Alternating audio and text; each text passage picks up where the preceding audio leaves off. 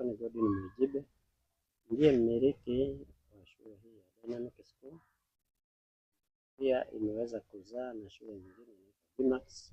Kwanza kabisa mimi nishukuru serikali yangu ya Chama cha Mapinduzi kwa kuwa imetupa mazingira mazuri kuweza kufanya hizi shughuli.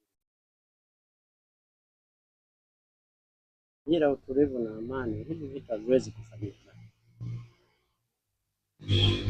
Mimi ni mtu mzima, nimeona migogoro mingi katika nchi za jirani, nimeona maisha mengi. Kuna haja ya kulindia nchi yetu, kuna haja ya kujivunia, kuna haja ya kuonyesha uzalendo. Sisi kama Dimax tumejikita sana kwa ajili ya kutoa elimu, hasa elimu bora ya Kitanzania yenye kufuata silabasi ya nchi yetu. Ninaamini watoto wakiiva kupitia elimu hii, watoto watakuwa na uzalendo na nchi yao.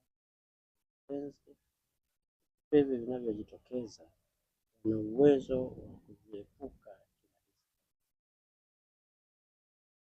Sasa hivi kama mnavyoona ni muda wa mapumziko, lakini tuko kukarabati shule yetu hii ya Dimax. Tunafanya ukarabati kuhakikisha kwamba kuanzia mazingira ambayo tunatolea huduma yanakuwa bora, yanakuwa rafiki, yanamwezesha hata mzazi kuweza kujivunia ile shule. Tunafanya ukarabati madarasani, tunafanya ukarabati kwenye majiko ya kupikia chakula, tunafanya ukarabati pia tunafanya ukarabati hata kwenye hizi huduma ndogo ndogo kama vile vyoo na kadhalika.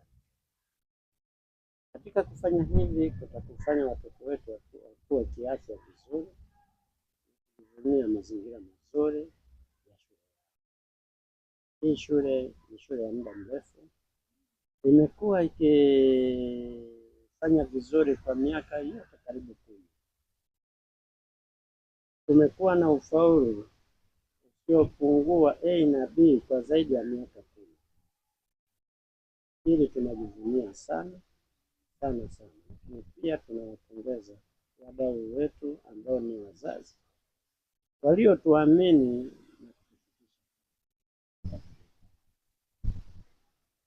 Lakini mpango mkubwa wa mwaka huu sisi shule yetu tumeufanya mwaka huu wa 2026 unaoendea kwa mwaka wa taaluma.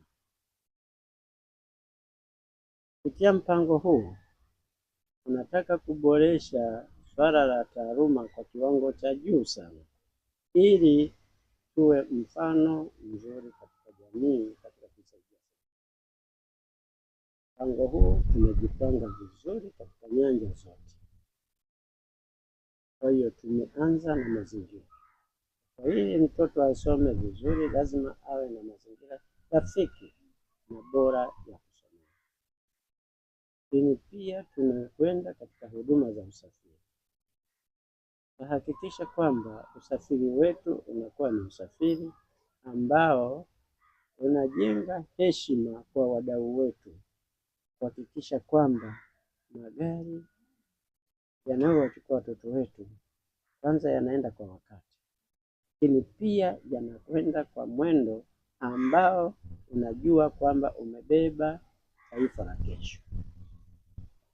Kwa hiyo tunategemea kabisa kuboresha miundombinu yetu ya usafiri, lakini sambamba na miundombinu mingine kama vile mazingira ya shule, sehemu za kutolea huduma ya chakula, sehemu za mabweni ambamo watoto wanalala, sehemu mbalimbali ambazo tunaona kwa watoto wetu ni muhimu kuwa katika mazingira safi na salama. Tunamshukuru Mwenyezi Mungu na tunamshukuru Rais wetu kuendelea kuweka kipaumbele katika swala la elimu na kuendelea kulipambania.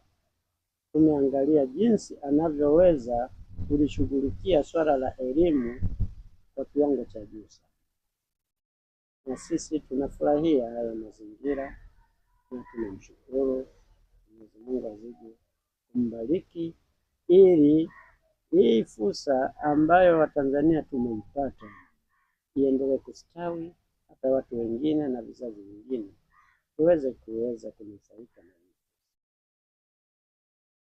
Shukuru sana ndugu mtangazaji, tumejipanga vizuri sana.